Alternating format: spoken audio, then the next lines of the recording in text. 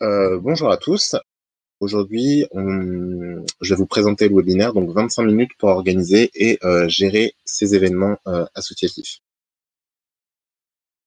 Deux slides, donc les avantages pour les participants à vos événements de l'utilisation de Yapla, ça va être tout simplement quand vous gérez vos événements sur Yapla, vous donnez accès, vous générez une page web, je vous montrerai tout ça après, vous générez une page web où le participant peut accéder à toutes les infos de l'événement s'il a besoin pour pouvoir s'inscrire et payer en ligne.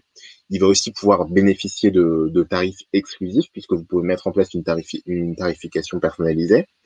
Il va aussi pouvoir, là vous voyez dans ma petite capture juste à côté, on a le participant numéro 1, donc il va pouvoir inscrire plusieurs personnes à la fois et également recevoir un billet électronique, puisqu'on a mis un développement qui permet de générer un billet électronique, donc au format PDF qui est envoyé par email.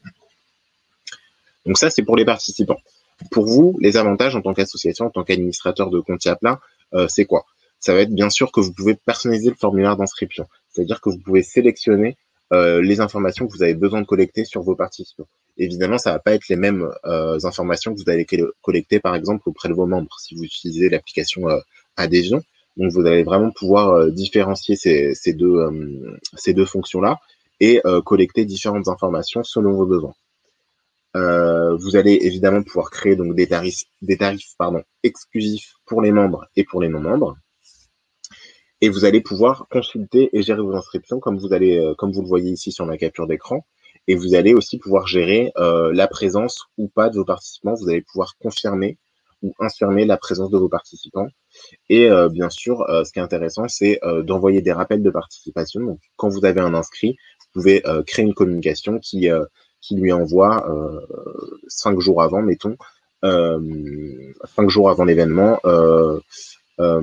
rappel, vous vous êtes inscrit à cet événement, nous vous attendons à telle heure, à tel endroit. Ça, je vais vous montrer tout ça après. Donc voilà, il y a plusieurs avantages pour vous, mais aussi pour vos participants. Et je vais vous montrer tout ça dans un cas concret. Alors, je vais arrêter le partage. Je vais passer sur un autre écran. Hop.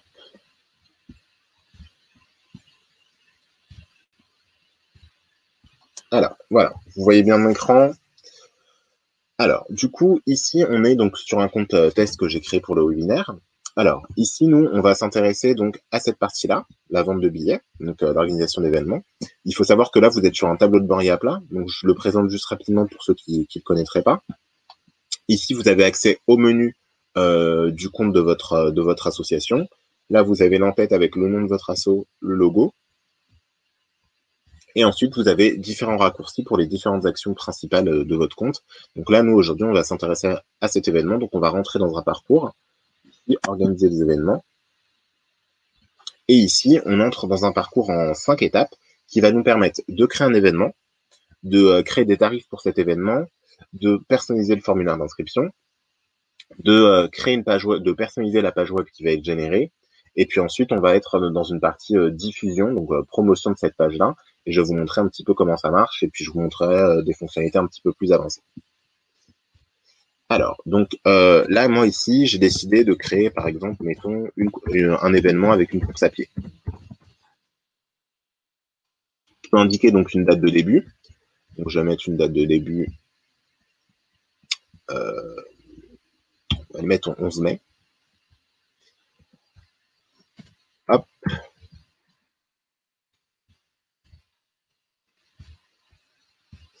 Donc là, je peux indiquer une date de début et une date de fin, évidemment. Donc, hop. Et on va le mettre de 10h à midi.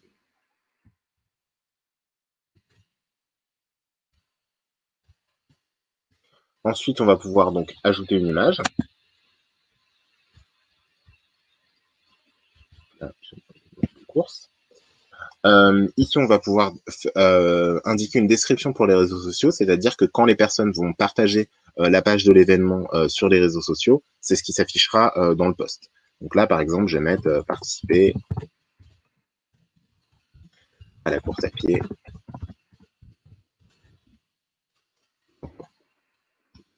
C'est juste pour vous montrer le principe.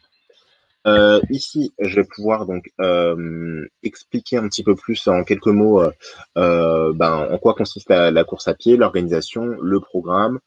C'est vraiment une partie, disons, personnelle, un peu éditoriale, où vous pouvez mettre ce que vous voulez. Donc là, vous pouvez mettre, là, je vais mettre la même chose, par exemple, participer à la course à pied. Hop, je pourrais mettre le programme.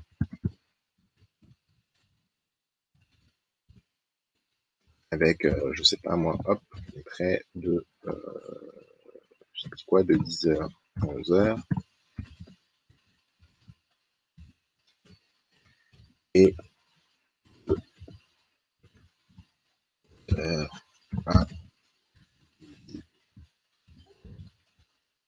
par exemple, je mettrais course.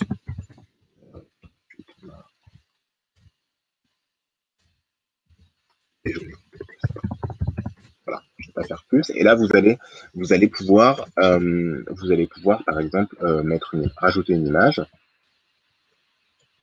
juste ici. Et vous allez également pouvoir rajouter un lien. Mettons, si par exemple vous aviez le programme sur un autre site web ou via un fichier PDF, vous pouvez ajouter un lien juste ici. Voilà, je ne vais pas vous en montrer plus, c'est juste pour vous montrer le principe.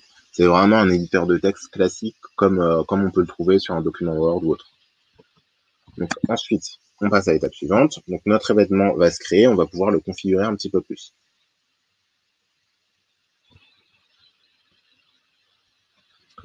Donc ici, je vais mettre un lieu.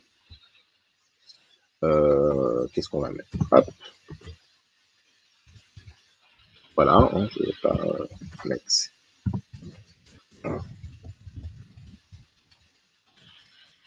Hop. Ici, je vais passer donc à l'étape suivante. Et ici, je vais pouvoir donc indiquer les informations de l'organisateur. Alors ces informations-là, elles ne sont pas obligatoires, mais donc par défaut, comme là je suis connecté en tant que Maxime Diveres, il m'affiche moi en tant qu'organisateur des événements. Et si vous le voulez, vous pouvez donc indiquer ces informations pour qu'elles soient affichées sur la page de l'événement, tout simplement. Donc là, moi ici, je vais pas le remplir. Et ensuite, je vais pouvoir créer des tarifs. Donc par défaut, il faut savoir qu'un événement est gratuit puisqu'il n'a pas de tarif. Et si vous souhaitez en ajouter, vous cliquez sur le beau bouton orange.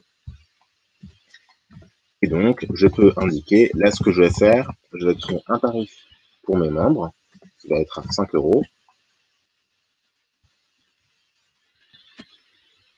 Donc là, je vais sélectionner membres seulement. Et donc, ce tarif, il ne sera proposé que à mes membres qui seront enregistrés sur Yapa.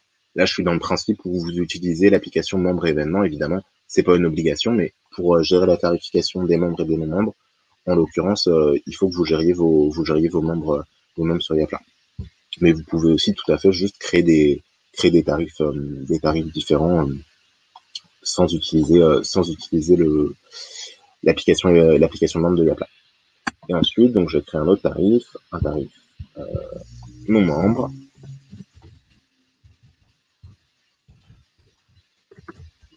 Hop, à 10 €. Et là, je vais inclure tous les participants, incluant les membres connectés, comme ça, les membres de vos équipes, s'ils ont besoin. Et voilà. Voilà, donc là, j'ai deux tarifs.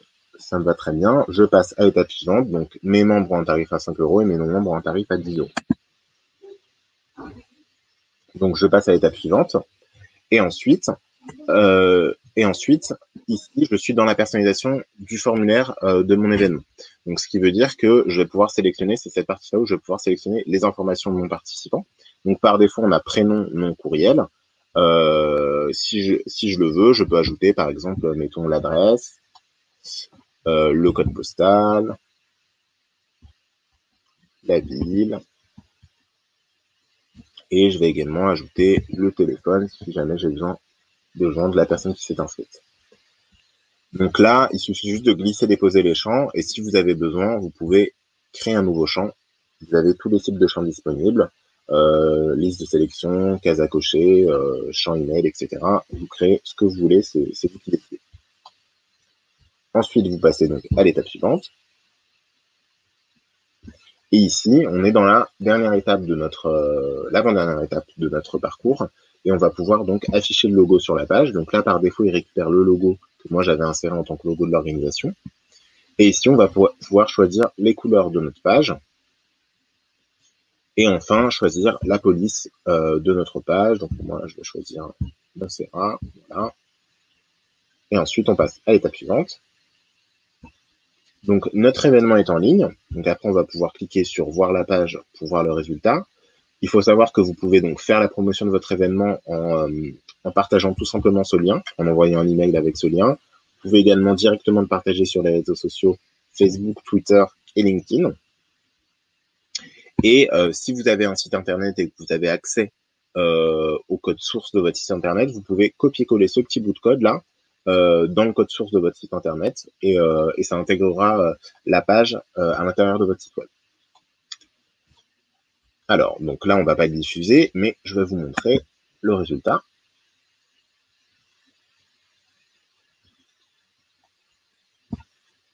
Alors, là, du coup, on a notre événement avec la course à pied. On a ici tout ce qui est information pratique dans le bloc, avec toujours le bouton s'inscrire. Ensuite, on a donc, bien sûr, on a le logo de l'organisation et le nom de l'association. On a le titre le nom de l'événement, l'image, et ici la description. Voilà comment ça peut rendre. Et on a toujours les deux boutons des deux côtés pour bien marquer la possibilité de s'inscrire. Ici, je vais cliquer dessus. Et donc, vous allez voir, donc ici, vous voyez que donc je peux remplir le formulaire d'inscription. Voilà, je vais le remplir.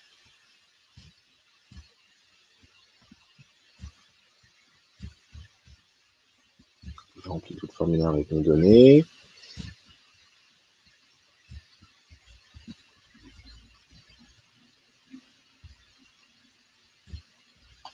Voilà. Et donc là, par défaut, comme je ne suis pas connecté, je vais pouvoir avoir accès seulement aux tarifs non membres. Je vais vous montrer un petit principe ici. Hop. Donc ici, là, on est dans les paramètres de mon événement. Donc je peux revenir à tout moment sur ce que je viens de faire. Et ici, je vais aller dans configuration, processus, et je vais pouvoir activer l'étape d'identification. Donc, c'est-à-dire que je vais afficher un module d'identification et je vais permettre à mes membres qui sont enregistrés sur Yapla, tout simplement de dire, bah oui, je suis membre, je me connecte et comme ça, je m'inscris avec le tarif préférentiel. Donc là, je vais pouvoir proposer de devenir membre à ceux qui ne le sont pas et je peux aussi permettre de m'inscrire sans être membre. Donc là, je vais enregistrer. Ça va me mettre à jour. Hop. Voilà. Donc ici, ça veut dire que ma première page, on me demande est-ce que je suis membre, est-ce que je ne suis pas membre. Donc moi, je vais choisir je ne suis pas membre. Et donc là, si je clique sur je suis membre et que je me connecte, là, j'ai pas d'accès, donc je vais pas le faire, mais donc j'aurai accès au tarif membre. Et là, donc je m'inscris sans devenir membre, donc j'ai toujours accès à mon tarif à 10 €. Et donc vous voyez que j'ai la possibilité donc d'ajouter un participant. Donc je peux, moi en tant que participant, je peux ajouter par exemple un de mes proches que je souhaite inscrire à l'événement. Je sais qu'il veut aussi participer, donc je peux l'ajouter et payer pour les deux inscriptions. Je ne vais pas le faire. Donc je vais cliquer sur suivant. Et donc ici donc j'ai le récapitulatif de paiement. Je peux donc accepter les termes de service. Je clique sur suivant. Ici, je suis donc au niveau de la facturation. Je vais pouvoir renseigner et puis procéder au paiement. Voilà, je ne vais pas aller jusqu'au bout. Après, selon le compte que vous utilisez, selon le forfait que vous utilisez, vous allez avoir du paiement en ligne, du virement, du chèque. Alors, c'est à peu près pour cette partie-là, c'est bon. Je vais vous montrer d'autres possibilités sur les événements. Ensuite, je répondrai à vos questions. Donc, d'autres petites options qui peuvent être utiles dans la gestion de vos événements, il faut savoir que vous pouvez donc limiter le nombre de places disponibles. Donc, si vous avez un événement qui est fermé ou limité à un nombre de participants, vous pouvez l'indiquer juste ici en mettant le nombre de places disponibles.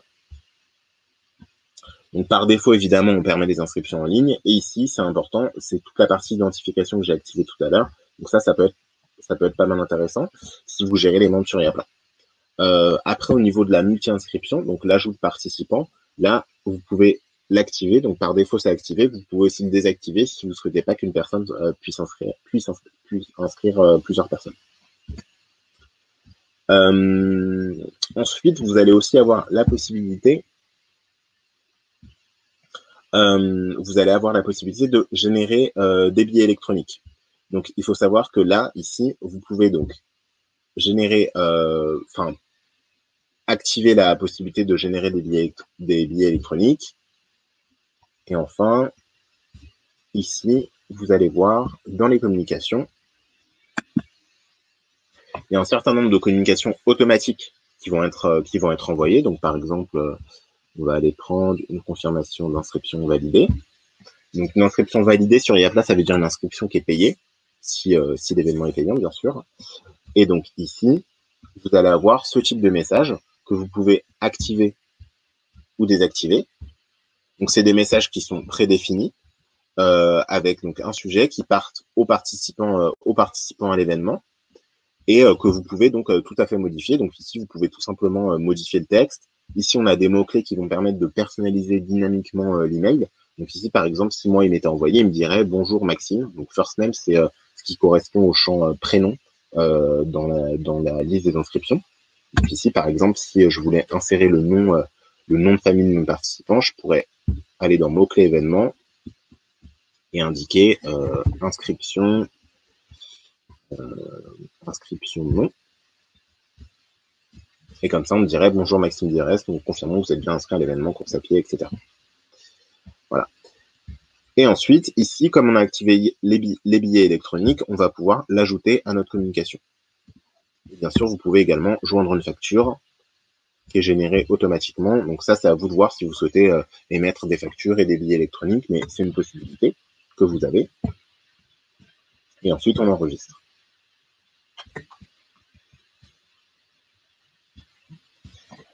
Bien sûr, pour gérer vos inscriptions, vous allez avoir accès à la liste des inscriptions qui est ici. Je vais peut-être vous montrer sur les inscriptions remplies. C'est pas grave. Donc ici, vous allez avoir donc la liste des inscriptions qui va s'incrémenter automatiquement. Vous allez pouvoir exporter ces inscriptions au format Excel. Et bien sûr, de la même manière que les personnes peuvent s'inscrire en ligne, vous, s'il y a des personnes qui sont pas à l'aise sur Internet ou qui souhaitent pas faire l'inscription en ligne, vous pouvez tout à fait inscrire des personnes manuellement et donc remplir le formulaire vous-même en administration et ça incrémentera la liste exactement de la même façon.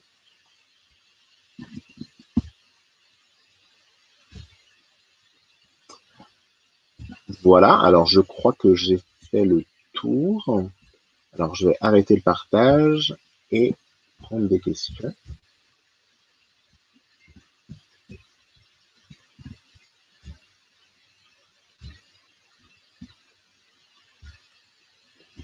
Alors, donc j'ai une question de Nicole, possibilité de paiement par chèque ou virement. Oui, il n'y a pas de problème pour payer par chèque et virement. Je voulais pas montrer. Je vais peut-être vous le montrer. Je sais pas si le compte que j'ai là dispose bien de cette fonctionnalité, mais je crois que oui. Je vais vous le partager tout de suite. Alors, ici, au niveau comptabilité, pour activer les modes de paiement virement et chèque, vous pouvez aller dans Paramètres, mode de paiement. Ouais, c'est bon, c'est activé. Et donc, vous pouvez configurer chèque et virement bancaire. Et à ce moment-là, ce sera automatiquement proposé aux personnes qui s'inscrivent à vos événements. Donc là, on va vous demander juste de remplir l'adresse où envoyer le chèque et ici, de transmettre votre RIB, tout simplement. Pour aller plus loin, il ne faut pas que vous hésitiez à vous inscrire à nos autres webinaires. Donc, on a d'autres webinaires sur les autres applications de Yapla, tout simplement. On a aussi donc un centre d'aide qui est disponible, donc support.yapla.com, avec différents articles qui vont vous expliquer à l'écrit ce que je viens de vous expliquer aujourd'hui. On a aussi un service d'accompagnement personnalisé qui est disponible. Donc, si vous allez sur yapla.fr, vous pouvez nous contacter si vous avez besoin d'une offre personnalisée, donc sur devis avec de la formation, de la configuration pour votre association, faut pas hésiter à nous contacter. Et bien sûr, vous pouvez toujours joindre notre équipe, donc mes collègues et moi-même, à support@tiapla.com par email, et notre numéro de téléphone, donc qui s'affiche là, 01 75 58 23 22.